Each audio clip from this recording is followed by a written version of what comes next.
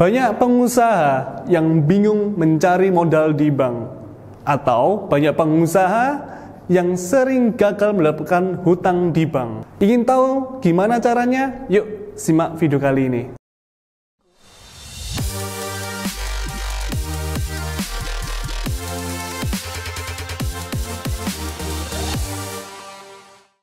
Halo, saya Alif dari reconsulting.id. Kali ini saya akan menjelaskan bagaimana cara cerdas berhutang di bank.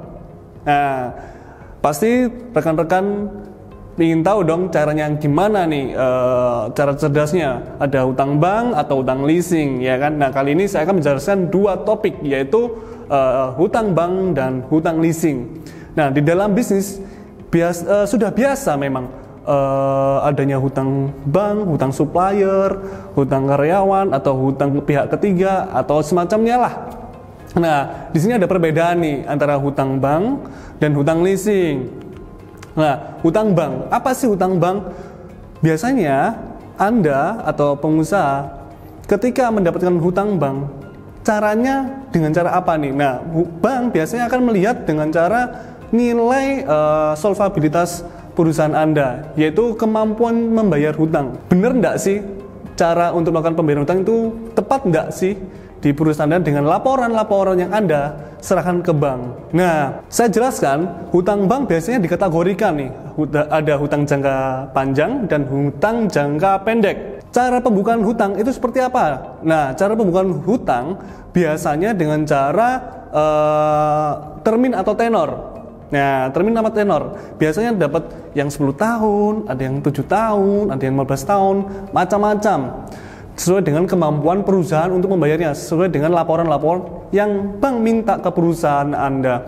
Nah, untuk pembukuannya, accounting Anda pasti akan bingung. Ini gimana nih, saya utang misal, saya sebutkan 100 juta. Oke, 100 juta dalam kurun waktu 10 tahun.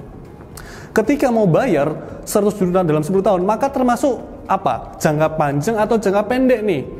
Dalam 10 tahun terhitung jangka panjang. Namun, dalam pembayaran dalam 1 tahun ke depan termasuk jangka pendek. Nah, seperti itu. Jadi 10 juta dari 100 juta, 10 jutanya dalam 1 tahun akan terhitung jangka pendek. Maka akuntansi Anda akan fokus ke hutang jangka pendek dulu. Untuk hutang jangka panjang pasti akan disisihkan. Kenapa? Untuk melihat gimana kondusif tidak perusahaan Anda untuk membayar hutang.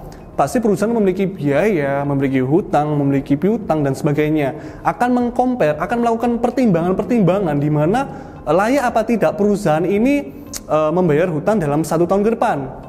Seperti itu. Nah, kita masuk nih ke hutang leasing. Sebelum ke hutang leasing, apabila rekan-rekan ada pertanyaan tentang hutang bank, gimana cara untuk melakukan pembayaran yang tepat, gimana cara untuk budget yang tepat, bisa tulis di kolom komentar ya. Kita masuk ke hutang leasing nih. Rekan-rekan harusnya tahu apa itu hutang leasing. Hutang leasing biasanya pembiayaan. Jadi kita ada pihak ketiga nih, rekan-rekan. Untuk apa? Untuk mempermudahkan kita untuk membeli suatu barang atau aset permodalan untuk perusahaan berupa barang. Nah, itu bisa lakukan dengan cara pembukuannya adalah dengan peminjaman ke hutang leasing dengan cara jaminan-jaminan khusus. Nah, jaminan-jaminan khusus dengan pembayaran kita dalam termin juga sama sifatnya kayak hutang bank, cuman ini adalah berupa barang sudahan. Nah, bedanya itu kalau hutang bank berupa dana, kalau hutang leasing atau lease itu berupa barang, karena mempermudah kita untuk mendapatkan aset selama sesingkat-singkatnya. Namun untuk pembayaran leasing biasanya bisa diakui nih di laba rugi rekan-rekan Anda, biasanya di accounting Anda untuk melakukan pembiayaan suatu laba rugi atau memaksimalkan laba rugi. Apabila sudah diakui sebagai aset tetap, maka yaitu hutang leasing kita sudah lunas ke leasing, maka itu harus diakui sebagai aset tetap dan bisa diakui ke laba rugi untuk memastikan laba rugi rekan-rekan. Karena apa? Di hutang leasing tersebut itu disyaratkan bisa menjadi pengurang maksimal laba rugi.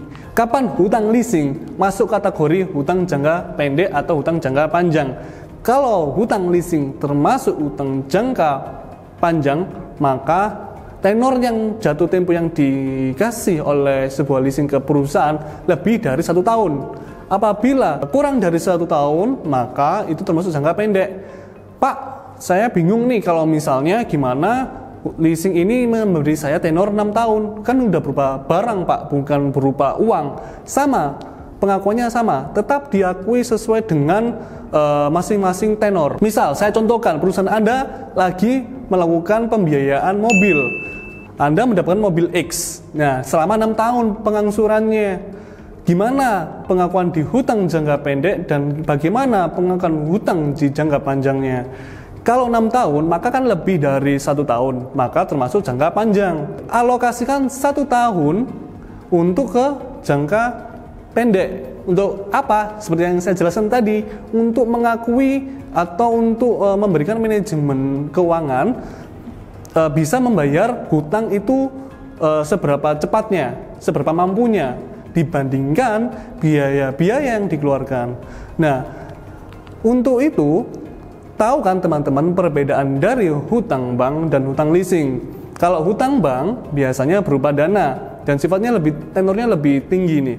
Dan dana plafonnya mendapatkan misal 100 juta tadi, bunganya sekian persen, misal dapatnya 150 juta nih. Nah, 100 juta Anda dapatkan 50 juta itu dalam bentuk bunga, maka 150 juta tidak bisa diakui, hanya 100 juta yang bisa diakui ya. 50 jutanya untuk sebagai biaya, bukan penambah hutang. Jadi dialokasikan ketika akunting Anda melakukan pelunasan hutang ke bank, maka harus dilakukan namanya pengalokasian, mana hutang bank, mana bunga, seperti itu. Itu sama seperti hutang leasing, ada namanya penambahan biaya maupun penambahan bunga. Namun hutang leasing bisa diakui semua ke hutang, karena apa? Aset itu bisa digunakan, bisa diakui biaya lebih apabila dalam satu kategori yang sama, yaitu misal ada biaya perolehan instalisasi, servis dalam pembelian, maka itu boleh ditambahkan nilai asetnya ke suatu barang. Ya, itu perbedaan dari hutang bank dan hutang leasing. So, cermati ya guys, gimana kita menyikapi untuk cara cerdas dalam menanggapi hutang ke bank dan cara cerdas untuk hutang ke leasing, supaya teman-teman bisa tahu dan bisa mengalokasikan hutang-hutang dengan baik.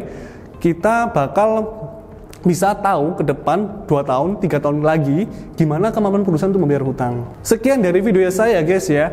Jangan lupa untuk like, comment, share, ataupun teman-teman bisa melakukan namanya komen-komen ya. Kita sangat antusias nih membalas komen-komennya teman-teman. Karena apa? Banyak pelaku usaha pemula atau UMKM itu bingung nih, gimana saya memulai hutang nih, takutnya gagal pembayaran hutang, takutnya layak atau tidak hutangnya, dan sebagainya. Banyak perusahaan yang bingung. So, jangan bingung, karena kita siap untuk membantu rekan-rekan pengusaha-pengusaha yang ada di Indonesia. Ya, sekian video dari saya. Jangan lupa like, comment, dan subscribe ya guys. Salam sejahtera.